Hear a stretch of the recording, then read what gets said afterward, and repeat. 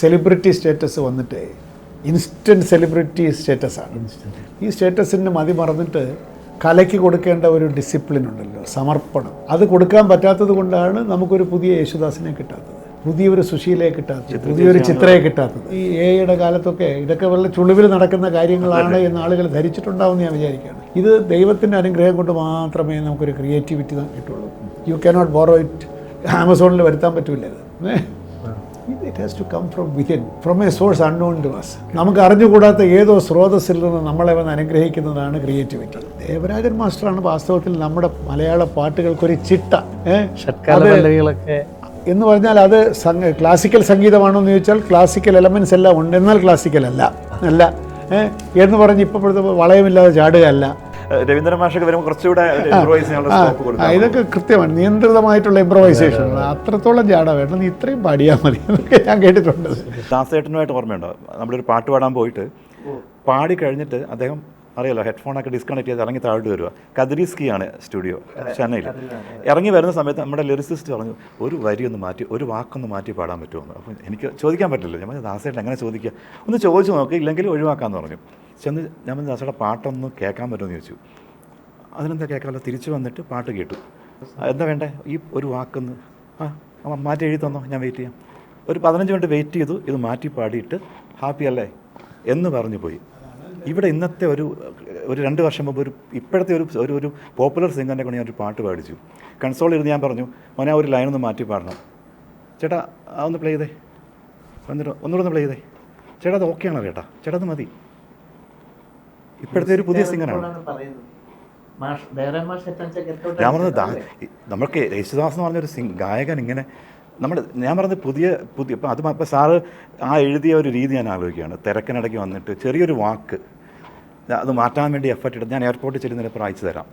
അയച്ചു തന്നാൽ ഞാനിപ്പോൾ പരിപാടി ഇതുപോലെ പറയുന്നത് ഇത് ഞാൻ പറഞ്ഞു വെച്ചാൽ പുതിയ തലമുറ ഇപ്പോൾ ദാസേട്ടൻ്റെയും ചിത്ര ചേച്ചിയുടെയും എം ജി ശ്രീകുമാർ ചേട്ടൻ്റെ ഒക്കെ പാട്ടുകൾ റെക്കോർഡിംഗ് സെഷൻ എടുത്തിട്ട് റെക്കോർഡ് ചെയ്തിട്ട് പഠിക്കണം എങ്ങനെയാണ് അല്ലേ. ഒരു ദേവരാജ മാസ്റ്ററുടെയൊക്കെ വർക്ക് ചെയ്തവർക്കറിയാം.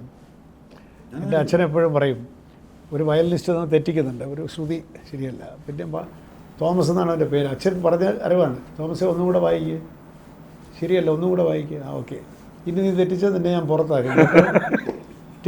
ടേക്കിലേക്ക് പോയി നിർത്തി തോമസേ നീ ഇറങ്ങിപ്പോ, നീ ഇറങ്ങിപ്പോക്കോ, വായിക്കണ്ട, നീ തെറ്റാണ് വായിക്കുന്നത്, അത് വായിക്കണ്ട, നീ വായിക്കണ്ട, ഇറങ്ങി. അവിടെ പിന്നെ കൂടുതൽ ചോദ്യമില്ലല്ലോ. പക്ഷേ അതുകൊണ്ട് എന്താണ് ഈ സെലിബ്രിറ്റി സ്റ്റേറ്റസ് വന്നിട്ട് ഇൻസ്റ്റൻറ്റ് സെലിബ്രിറ്റി സ്റ്റേറ്റസാണ്. ഇൻസ്റ്റൻ്റാണിത്, ഇൻസ്റ്റൻറ്റ് കോഫി പോലെ. ഈ സ്റ്റേറ്റസിന് മതി മറന്നിട്ട് കലയ്ക്ക് കൊടുക്കേണ്ട ഒരു ഡിസിപ്ലിൻ ഉണ്ടല്ലോ, സമർപ്പണം, അത് കൊടുക്കാൻ പറ്റാത്തത് കൊണ്ടാണ് നമുക്കൊരു പുതിയ യേശുദാസിനെ കിട്ടാത്തത്, പുതിയൊരു സുശീലയെ കിട്ടാത്തത്, പുതിയൊരു ചിത്രയെ കിട്ടാത്തത്. പാട്ടുകൾ ആരും പാടുന്നു പോകുന്നു, നമുക്കും അത്രയ്ക്കേ ബന്ധമുള്ളൂ, അവർക്കും അത്രയേ ബന്ധമുള്ളൂ. എഴുത്തുകാർ പോലും കമ്പോസിങ് ചെയ്യുന്ന ആളുകളാണെങ്കിലും ഈ ഒരു നമ്മൾ ആ സ്കൂളിൽ വരുന്ന ആളുകൾ എപ്പോഴും ഇല്ലേ, അത് പുതിയ തലമുറ പഠിക്കണം എന്നുള്ളതാണ് ഒരു അത് ആർട്ടിനെ പറ്റിയുള്ളൊരു സങ്കല്പമാണ്. എനിക്ക് തോന്നുന്നത് ഈ എയുടെ കാലത്തൊക്കെ ഇതൊക്കെ വളരെ ചുളിവിൽ നടക്കുന്ന കാര്യങ്ങളാണ് എന്ന് ആളുകൾ ധരിച്ചിട്ടുണ്ടാവും ഞാൻ വിചാരിക്കുകയാണ്. ഇത് ദൈവത്തിൻ്റെ അനുഗ്രഹം കൊണ്ട് മാത്രമേ നമുക്കൊരു ക്രിയേറ്റിവിറ്റി കിട്ടുള്ളൂ. You cannot borrow it. ഒരിടത്തൊന്നും ആമസോണിൽ വരുത്താൻ പറ്റില്ല ഇത്. It has to come from within, from a source unknown to us. നമുക്ക് അറിഞ്ഞുകൂടാത്ത ഏതോ സ്രോതസ്സിൽ നിന്ന് നമ്മളെ വന്ന് അനുഗ്രഹിക്കുന്നതാണ് ക്രിയേറ്റിവിറ്റി. അത് മനസ്സിലാക്കാതെ ഒരു പാട്ട് കച്ചേരി പാടി കഴിഞ്ഞിട്ട് ഇന്ന് ഭഗവതി ഗംഭീരമായിട്ട് പാടി കേട്ടോ, ആണോ, എനിക്കൊന്നും ഓർമ്മയില്ല.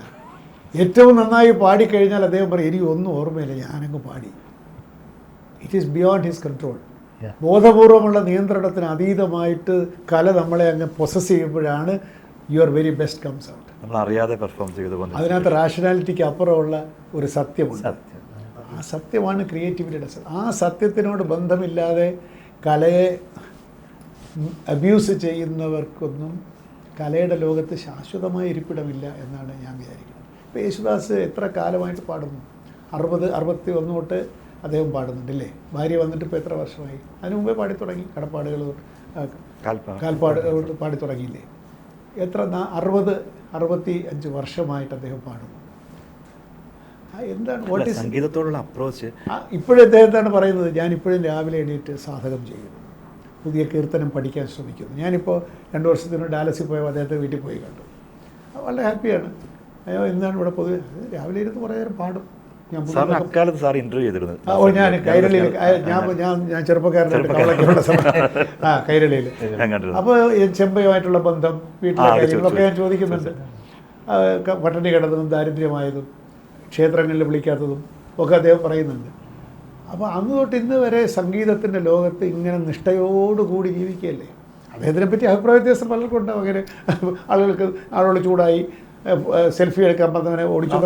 നമ്മൾ എത്രയോ ഫോട്ടോ എടുത്തു. വളരെ അത് ഒരു സെലിബ്രിറ്റി ആയിട്ടുള്ള ഒരാൾ, ഇത്രയും വലിയൊരു കലാകാരൻ, അദ്ദേഹത്തിൻ്റെതായിട്ടുള്ളൊരു അഭിപ്രായം ഉണ്ടെന്നും കൂടെ ആലോചിക്കണം. അല്ലാതെ ഒരു സെൽഫി എന്ന് പറയാൻ പാടില്ല. അദ്ദേഹത്തിൻ്റെ മൂഡ് നോക്കണം. അദ്ദേഹം സെൽഫി എടുക്കാനെതിരല്ല, പക്ഷേ അദ്ദേഹം വേറൊരു മൂഡിൽ നിൽക്കുമ്പോൾ, വേറൊരു തരത്തിൽ ചെല്ലുമ്പോൾ അതിനെയൊക്കെ അവഗണിച്ചുകൊണ്ട് ഇയാളോട് സെൽഫി എടുക്കാൻ ഹീ ഈസ് നോട്ട് വില്ലിങ്. അദ്ദേഹം കലാകാരനല്ല, അദ്ദേഹത്തിൻ്റെ മൂഡ്സ് ഉണ്ടല്ലോ. അത് അംഗീകരിക്കണം.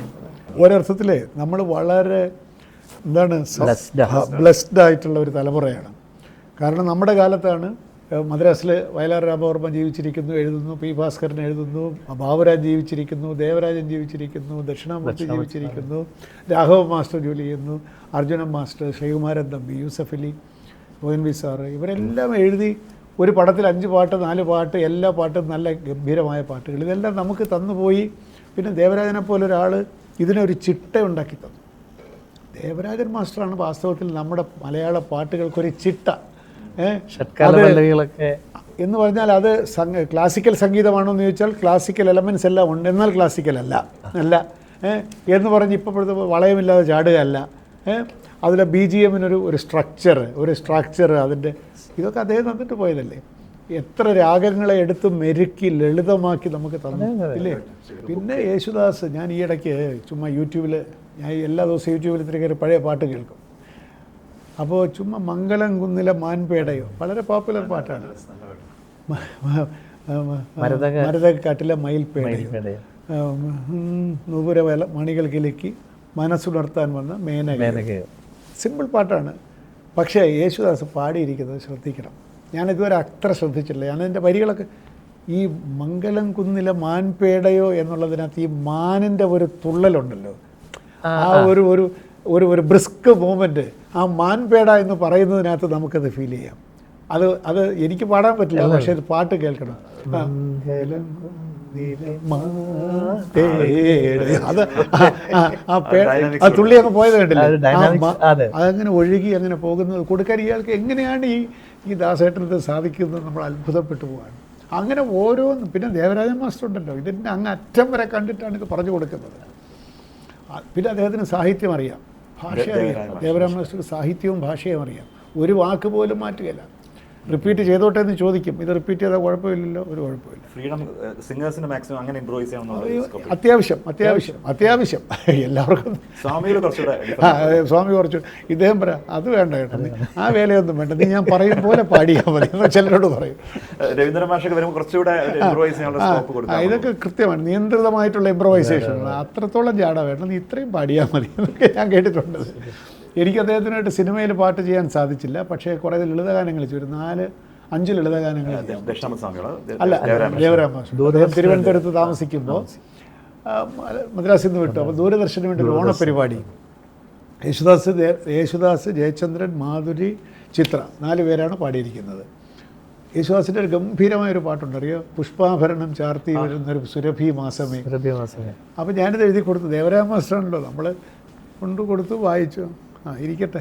എന്നിട്ട് ഇങ്ങനെ നടക്കും, വായിച്ചുകൊണ്ട് ഇങ്ങനെ വരികൾ കാണാപ്പാടം പഠിക്കും. എന്നിട്ട് മൂളിക്കൊണ്ട് ഇങ്ങനെ നടന്ന് പിന്നെയാണ് ഹാർമോണിയത്തിലിരിക്കുന്നത്. അപ്പോഴത്തേക്ക് ട്യൂൺ ആയി കഴിയും. അത് രസമാണ് കാണാൻ. ഒന്നും മാറ്റുകയില്ല, ഒരു വാക്ക് പോലും മാറ്റുന്നില്ല. പിന്നെ പാടി കേൾപ്പിക്കൊന്നുമില്ല കേട്ടോ, അതൊന്നുമില്ല. പാട്ടുകാരന് പറഞ്ഞു കൊടുക്കുക എന്നല്ലാതെ ഇത് കൊള്ളാമോ കൊള്ളില്ല എന്നോടൊന്നല്ല, ഒരു ഡയറക്ടറോട് കേൾപ്പിക്കില്ല. ഒരു ഡയറക്ടറോട് കേൾപ്പിക്കില്ല. ഇത് മതി, ഇത്രേ ഉള്ളൂ എന്ന് പറഞ്ഞത്. ഇതാണ് നിന്റെ വിഷ്വൽ മീഡിയ ഇതുള്ളൂ സാർ, ദൂരദർശനുള്ളൂ.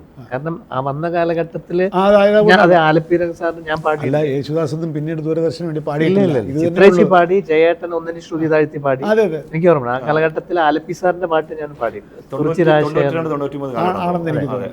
ശ്രീകൃഷ്ണദാസും ഞാനൊരു പാടി. ചിത്രയും ഞാനും കൂടെ വിദ്യാധരൻ മാസ്റ്റർ കൂടെ ചെയ്തൊരു പാട്ട്, ഹിറ്റ് പാട്ടാണ് കേട്ടോ. അളകനന്ദ തീരം, പൗർണമി പോലെ തെളിയുവതാരോ ആശ്രമ കന്യകയോ ഒരു അങ്ങനെയൊക്കെ. അല്ല, പിന്നെ എനിക്കിപ്പോൾ ഞാനൊരു IAS ഉദ്യോഗസ്ഥനായിട്ടാണ് ജീവിതം തുടങ്ങിയതെങ്കിലും ഈ സിനിമയുമായിട്ടുള്ളൊരു ബന്ധത്തിൽ എനിക്ക് കിട്ടിയ ഏറ്റവും വലിയ ഗുണം എന്തെന്ന് വെച്ചാൽ, നമ്മൾ എത്ര ഫയൽ നോക്കി എത്ര സ്ഥാനത്തിരുന്നു എന്നുള്ളതൊന്നും വലിയ കാര്യമില്ല, അതൊക്കെ കഴിഞ്ഞുവല്ലോ. പക്ഷേ ഈ നമ്മളെ വിട്ടുപോകാത്ത ഒരു ബന്ധം ജനങ്ങളുമായിട്ട്, പാട്ടുകാരുമായിട്ട്, നാട്ടുകാരുമായിട്ട്, ഇത് പാടുന്നവരുമായിട്ടുള്ളൊരു ബന്ധം ഉണ്ടാക്കിയെടുക്കാൻ സാധിച്ചു എന്നുള്ളതാണ് സിനിമ എനിക്ക് തന്ന ഏറ്റവും വലിയ അനുഗ്രഹം. ഇതില്ലെങ്കിൽ വിസ്മൃതനായി പോകുമായിരുന്ന ഒരു ഉദ്യോഗസ്ഥനാകേണ്ട ഞാൻ ഈ പാട്ടുകളിലൂടെ ആളുകളുടെ ഹൃദയത്തിലേക്ക് ഒരു ചെറിയ, അതാണ് കലയുടെ അത്ഭുതം എന്ന് പറയുന്നത്. നമ്മളിപ്പോൾ ആരെല്ലാം പറ്റി പറഞ്ഞു, ഇതിനകത്ത് മരിച്ചുപോയ എത്രയോ പേരുണ്ട്, അവർ മരിക്കുന്നില്ലല്ലോ. നമ്മളെ സംബന്ധിച്ചിടത്തോളം നമ്മൾ സജീവ സാന്നിധ്യം. അയ്യോ, രാധാകൃഷ്ണൻ നമ്മൾ വളരെ വേണ്ടപ്പെട്ട ഒരാളാണ്. ഞാൻ കുറേ പാട്ട് ചെയ്തിട്ടുണ്ട്. രാധാകൃഷ്ണൻ്റെ കൂടെ അയാൾ, അദ്ദേഹം വാസ്തവത്തിൽ ജീനിയസാണ്, അറിയോ. നമ്മളടുത്ത് 2 മണിക്കൂർ വർക്ക് ചെയ്യും. വർക്ക് ചെയ്യുന്ന സമയത്തൊന്നും പാട്ടല്ല, വേറെ കാര്യങ്ങളാണ് ഈ പറയുന്നത്. വലിയ കോൺവെർസേഷണലിസ്റ്റാണല്ലോ, പറഞ്ഞ് രസിപ്പിച്ച്. അപ്പം ഞാൻ പറയാം, അല്ല രാധാകൃഷ്ണൻ ഇങ്ങനെ ഇരുന്നാൽ നമുക്ക് പാട്ട് ചെയ്യാം എടുക്കുക നമുക്കിപ്പോൾ അപ്പോൾ ഇത് മതിയോ, അപ്പോൾ ഇത് പോരാ, ഒന്നും കൂടെ എന്നാൽ നമുക്ക് മാറ്റി മറ്റൊന്നിൽ പിടിച്ചു. അത് ഒരു നിസ്സാരമാണ്, ചെയ്തു വരുമ്പോഴേ നീറ്റായിരിക്കും. അതും ഈ പറഞ്ഞ വരികൾ കൊടുത്തിട്ട് വരികളോട് ട്യൂണിടുന്ന പരിപാടിയൊന്നുമില്ല, എഴുതി കൊടുത്തിട്ട് ട്യൂണിടുക. ജീനിയസാണ് കേട്ടോ, ജീനിയസാണ്. എനിക്ക് വലിയ പ്രിയപ്പെട്ട ഒരാളുമായിരുന്നു. ഞാൻ മെനഞ്ഞാന്ന് രാധാകൃഷ്ണൻ അനുസ്മരണം, വേറൊരു കാര്യത്തിന് രാധാകൃഷ്ണൻ അനുസ്മരണം ഉണ്ട് അടുത്ത മാസം. വീട്ടിൻ്റെ അടുത്ത് പോയപ്പോൾ ഞാൻ പറയുകയും ചെയ്തു, ഇവിടെ വരുമ്പോഴൊക്കെ ഭാരത് ഭവൻ്റെ അടുത്താണ് മേടയിൽ വീട്. ഓമനക്കുട്ടി ടീച്ചർക്ക് അവാർഡ് കൊടുക്കാനായിട്ട് പോയതാണ്. അപ്പം ഞാൻ പറയും, എനിക്ക് ടീച്ചറെക്കാളും എനിക്ക് ബന്ധം രാധാകൃഷ്ണനോടാണ്. ഗേറ്റ് അടയ്ക്കാത്ത വീടാണ് മേടയിൽ വീട്. രാവിലെ തുറന്നിട്ടാൽ പിന്നെ ഗേറ്റ് അടയ്ക്കുന്നില്ല, രാത്രി അടയ്ക്കില്ല. അടച്ചാൽ ഭാഗ്യം 12 മണിക്ക്. എപ്പോൾ ചെന്നാലും ഭക്ഷണം, എപ്പോൾ ചെന്നാലും ചായ.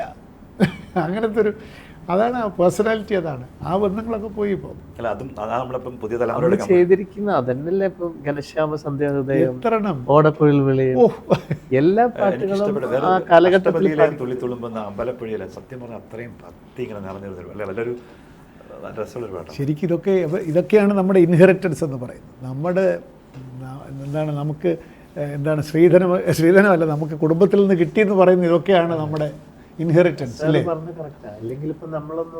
നമ്മളാരും ഈ കലയില്ലെങ്കിൽ നമ്മളാരെങ്കിലും ആണോ? ഈ പറഞ്ഞ പോലെ ഒരു ആർട്ടിസ്റ്റിനെ വിളിക്കാൻ പറ്റുമെങ്കിലും അവർ ഫോൺ എടുക്കുന്നതുകൊണ്ടാണ് നമ്മുടെ കല, ആ ഒരു ഐഡന്റിറ്റി ഭയങ്കരമാണ്. മറ്റ് അതെ അതെ അതെ, അത് തന്നെയാണ് കലയുടെ ഒരു ഏറ്റവും വലിയ ഗുണം. അതുകൊണ്ട് കലാകാരനായി ജീവിക്കാൻ സാധിച്ചത് മഹാഭാഗ്യം. അങ്ങനെ ജനങ്ങളോട് ഒരു ബന്ധപ്പെടാൻ നമുക്ക് സാധിക്കുന്നു. അതൊരു ഉത്തരവാദിത്വമാണ്, അതൊരു സന്തോഷവുമാണ്. അതുകൊണ്ട് രായിലെ പാട്ടുകളും ആളുകൾ പാടി നടക്കട്ടെ. ഒരുപാട് സന്തോഷം. ഇതുപോലെ പാട്ടുകൾ ഇനി ഉണ്ടെങ്കിലും വിളിക്കുക, നമുക്ക് എഴുതാം. രായയുടെ ടീമിന്റെ പേര് ഞങ്ങൾ എന്താ പറയാ, താങ്ക്സ്, നന്ദി അറിയിക്കുന്നു. സന്തോഷം.